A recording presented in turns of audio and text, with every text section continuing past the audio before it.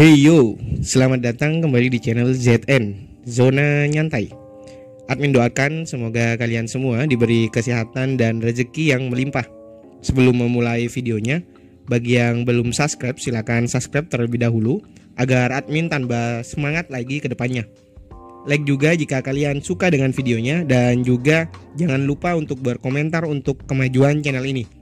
Oke, terima kasih. Semoga video kali ini dapat menghibur kalian semua.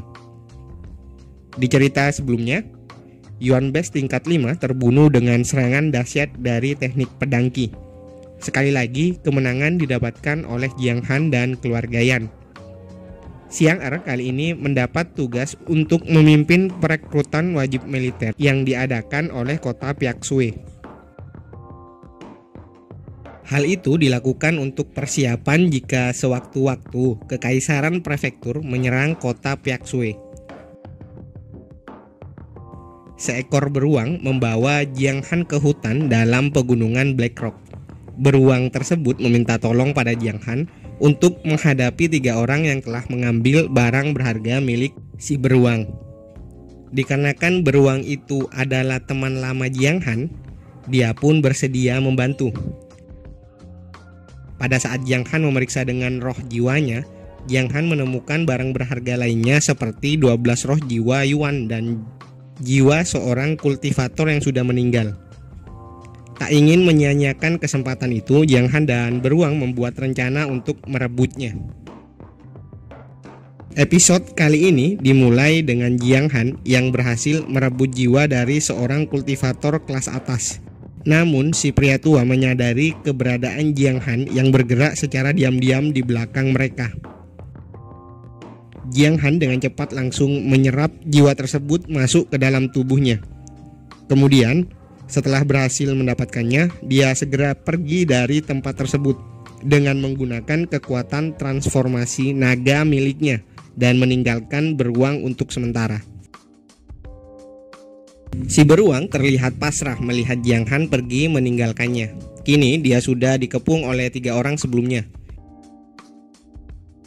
Si pria tua berkata, "Aku bahkan tidak berani melihat secara langsung roh jiwa itu malam ini. Dia yang hanya master jiwa kecil pasti akan meledak setelah menyerap roh jiwa ke dalam tubuhnya." Di tempat lain terlihat Jiang Han yang seluruh anggota tubuhnya bergetar hebat akibat efek dari menekan roh jiwa sebelumnya.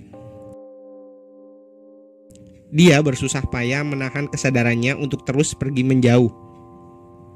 Merasa tempat tersebut sudah jauh dari lokasi ketiga orang tadi, Jiang Han pun langsung segera pingsan. Dirinya kini memasuki alam sadarnya. Di sana terlihat ada sebuah bunga teratai. Dari bunga teratai tersebut muncullah sosok roh jiwa yang ingin menangkap jiwa milik Jiang Han. Jiang Han menyadari bahwa sosok tersebut adalah kekuatan jiwa yang sebelumnya dia dapatkan. Tuan muda ini bahkan tidak takut pada Yang Kinceng. "Apakah kau pikir aku takut padamu? Kekuatan jiwamu harus menjadi milikku," ujar dari Jiang Han sembari menghisap kekuatan tersebut. Jiang Han berniat menghisap kekuatan itu hingga kering tidak tersisa lagi. Dan jika berhasil, dirinya akan mampu menerobos kultivasi jiwanya ke tingkat 4.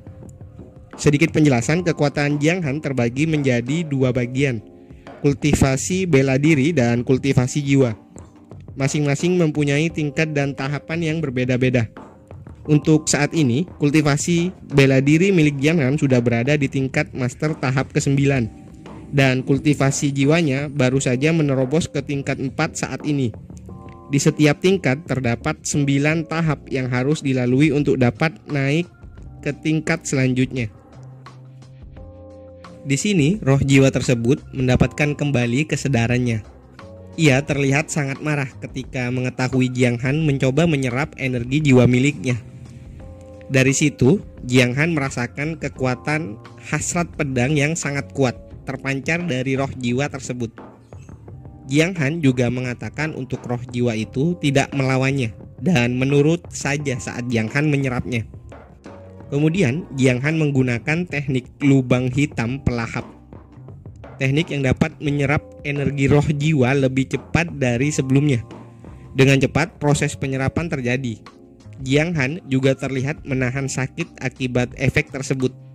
Dia bersusah payah bertahan dan menahan rasa sakit dalam dirinya. Alhasil, kultivasi tingkat roh jiwanya meningkat dengan cepat.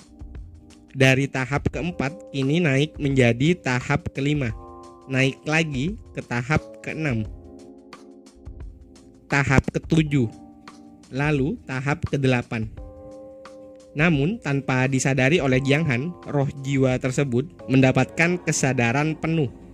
Dengan cepat, ia menutup lubang hitam pada tubuh Jiang Han dan membuat proses penyerapan langsung terhenti.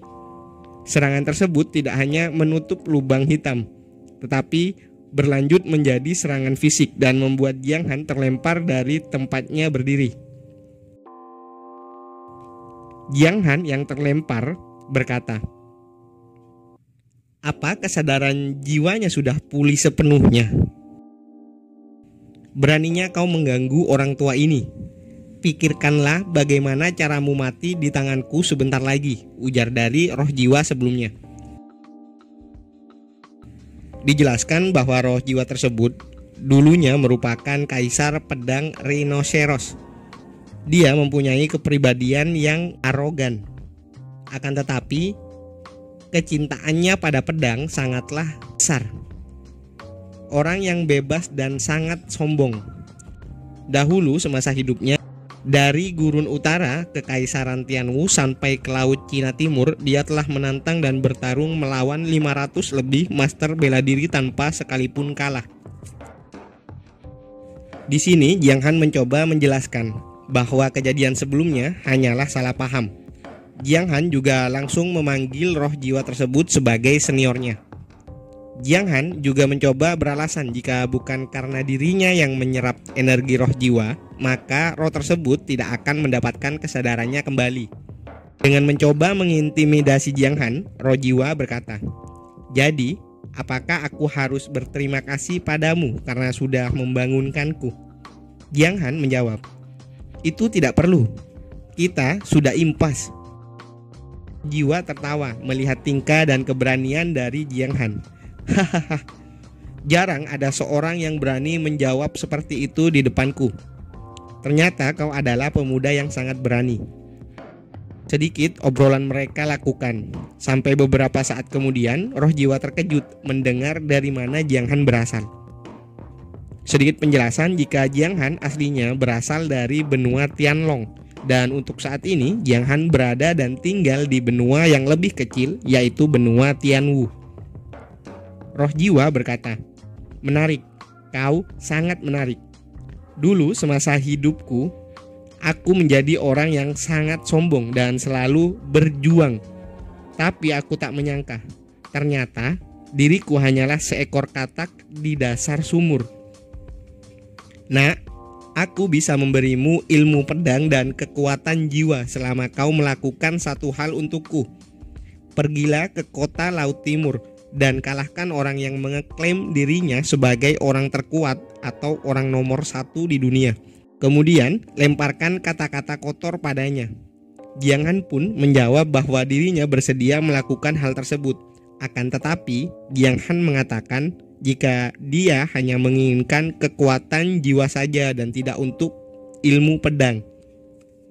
Mendengar jawaban itu dari Jiang Han, roh jiwa tersebut kembali tertawa. Setelah beberapa obrolan singkat, akhirnya mereka berdua sama-sama sepakat dan menyetujui permintaan masing-masing. Setelah dirasa akan sama-sama menguntungkan, kemudian roh jiwa tersebut langsung masuk ke dalam diri atau tubuh Jiang Han tanpa harus melakukan penyerapan seperti kejadian sebelumnya. Dan akhirnya kekuatan jiwa Jiang Han menerobos ke tingkat kelima. Di saat-saat energi roh jiwa menyatu dengan Jiang Han, roh jiwa berpesan kepada Jiang Han untuk mencarikan atau menemukan orang yang cocok untuk diberikan ilmu pedangnya. Plot berganti ke tengah hutan di pegunungan Black Rock. Di sana terlihat si beruang yang telah diikat dan dipaksa untuk menunjukkan di mana tuannya atau Jiang Han berada. Mereka terus menyiksa dan mencambuk si beruang. Namun tiba-tiba ujung cambuk yang akan mengenai beruang dihentikan oleh seseorang. Ketiga orang itu kaget melihat kedatangan Jiang Han di tempat tersebut. Pasalnya, kekuatan Jiang Han berada di tingkat master tahap ke-9 dan mereka bertiga berada di tahap Grandmaster. Akan tetapi, kehadiran Jiang Han tidak dapat mereka bertiga sadari. Berbeda dengan si beruang yang tampak senang dengan kedatangan dari Jiang Han. Dengan cepat, Jiang Han langsung menyerang si wanita dengan cara menendang perutnya, sehingga si wanita terlempar jauh ke belakang dan memuntahkan seteguk darah. Sambil tersenyum, Jiang Han mengatakan untuk si beruang segera melepaskan diri dari ikatannya dan menyerahkan si wanita pada si beruang untuk ditangani. Pria tua juga tidak menyia-nyiakan waktu dan segera menyerang Jiang Han. Akan tetapi, dengan cepat Jiang Han bergerak mendekati pria tua tersebut dan dengan mudah mematahkan serangan sebelumnya. Jiang Han juga mengeluarkan senjata piringan pedangnya hingga membuat pria tua terluka. Dengan sambil terluka, pria tua mengatakan bahwa dirinya berasal dari paviliun Qianlong. Dia juga mengancam Jiang Han untuk menyerahkan kembali roh jiwa yang telah direbut sebelumnya. Apakah kau ketakutan setelah mendengarnya? Kami paviliun Qianlong adalah pengikut pangeran. Jiang Han yang mengetahui fakta tersebut langsung terlihat begitu marah. Dikarenakan beberapa hari sebelumnya, Jiang Han dan kota Piaksue juga sedang berselisih dengan istana prefektur. Kau cuma Rana Master tahap ke-9. Jangan pernah berpikir kau akan dapat menyerap roh jiwa sebesar itu. Lebih baik serahkan padaku. Mulai sekarang, jajaran pegunungan Blackrock dan kota Piaksue akan menjadi wilayah kami. Sebuah fakta juga terungkap di sini. Gelombang binatang buas beberapa hari yang lalu ternyata disebabkan oleh mereka bertiga. Si pria muda meneriaki pria tua agar tidak banyak berbicara omong kosong dengan Jiang Han dan menyuruhnya untuk cepat-cepat menghabisi Jiang Han. Pria muda terlihat menggendong si wanita yang terluka pada saat melawan beruang. Begitu juga si beruang yang terlihat sudah dikalahkan oleh si pria muda. Pria tua mengatakan bahwa dirinya tidak akan berhasil jika langsung membunuh Jiang Han. Pasalnya, roh jiwa yang berada dalam tubuh Jiang Han juga pasti akan hilang setelah Jiang Han mati. Dengan cepat, Jiang Han langsung segera menyerangnya, sehingga si pria tua langsung tewas seketika. Jiang Han juga langsung menggunakan teknik pencarian jiwa kepada si pria tua untuk melihat memori atau ingatan miliknya. Tentunya untuk sebagai informasi ke depannya. Di sana Jiang Han melihat ingatan di mana mereka bertiga sedang melakukan rencananya di pegunungan Blackrock untuk membuat para binatang buas yang ada di sana marah, sehingga mereka, para binatang buas, menyerang ke kota Piaksue. Si pria muda juga langsung menyerang Jiang Han dan menanyakan siapa identitas dari Jiang Han. Jiang Han menjawab dengan mengatakan bahwa dirinya adalah menantu di kota Piaksue, menantu dari tuan kota Piaksue. Kalau begitu, kau mati saja, ungkap pria muda yang masih terus menyerang Jiang Han. Di tengah-tengah pertarungan, Jiang Han menggunakan hasrat pedangnya yang seperti di pertarungan sebelumnya saat di kota Piaksue. Itu membuat si pria muda terkejut tidak percaya. Menurutnya, bagaimana bisa Jiang Han yang kultivasinya berada di tingkat master tahap ke-9 bisa menggunakan hasrat pedang yang begitu kuat. Jiang Han menggunakan kekuatan roh jiwa pedang Kaisar Naga Rhinoceros, seni pedang naga. Itu juga kembali mengejutkan si pria muda. Jika teknik tersebut pastilah milik roh jiwa yang Jiang Han rampas sebelumnya.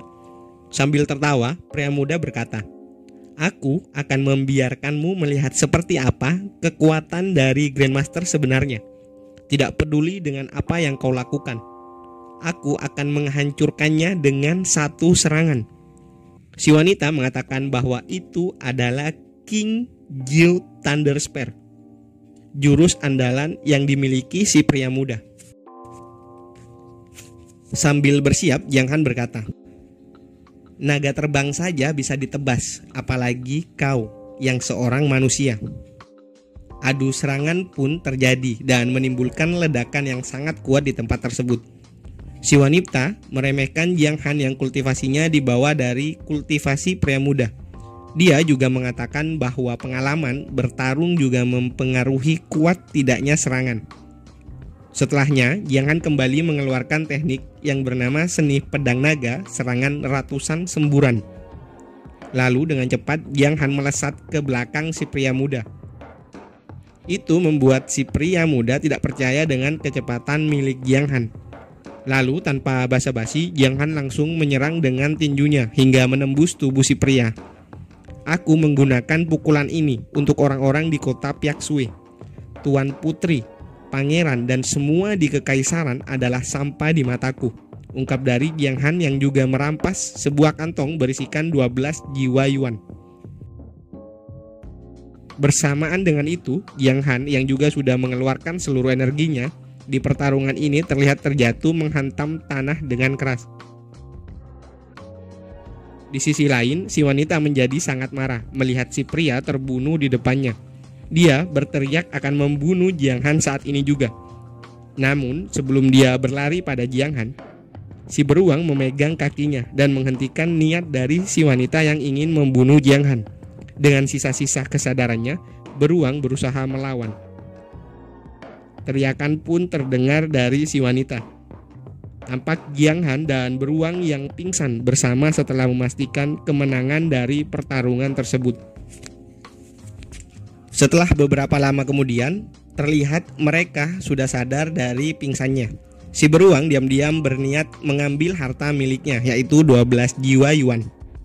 Di sini tanpa merasa bersalah, bukannya mengembalikan harta milik si beruang, Jiang Han malah membagi setengah harta tersebut untuk dirinya sendiri dan sisanya untuk si beruang.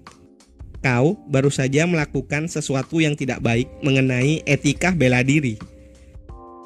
Sudah sangat baik bagiku untuk mengembalikan setengahnya denganmu. Tidak usah berwajah sedih begitu. Tanpaku itu semua akan menjadi milik ketiga orang tadi. Dan juga jadilah beruang yang baik.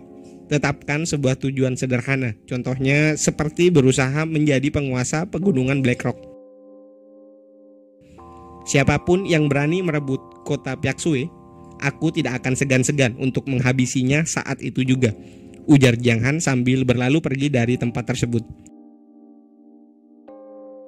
Plot berpindah di tempat ruang tunggu arena kota Tianfeng. Terlihat pangeran pertama yang berada di sana.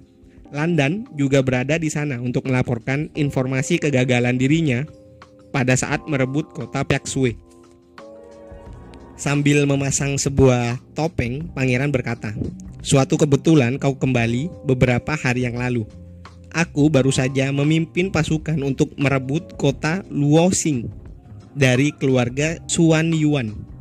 Hari ini aku akan memperlihatkan pertunjukan bagus untukmu.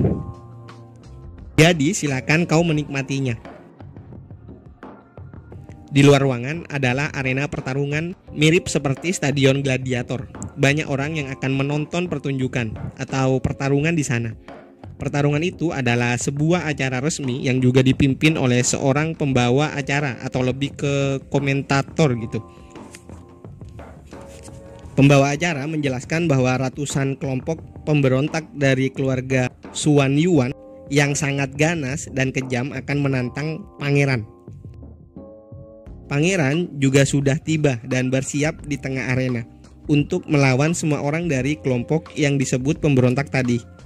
Rantai yang mengikat ratusan orang kemudian dilepas, yang menandakan acara pertarungan dimulai. Pangeran segera bergerak melesat dengan sangat cepat menebas beberapa orang yang ada di hadapannya. Orang yang dirantai sebelumnya adalah seorang perempuan yang merupakan anak dari keluarga Xuan Yuan. Dia tidak dimasukkan ke dalam pertarungan dan hanya dibiarkan melihat dari jarak yang cukup aman.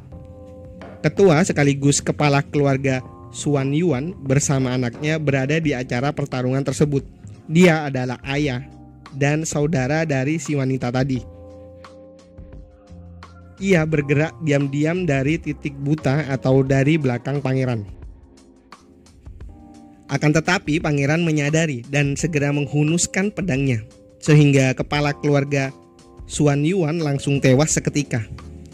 Melihat itu, anak laki-lakinya yang marah juga segera melesat untuk menyerang pangeran. Namun dengan mudah pangeran juga langsung membunuhnya.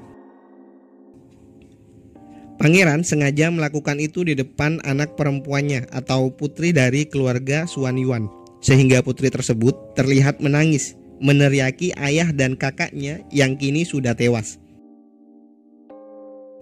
Landan yang melihat pertarungan itu menjelaskan bahwa putri tersebut adalah salah satu wanita tercantik di kota Tianfeng, seorang wanita dengan keterampilan astrologi tertinggi di keluarga Xuan Yuan.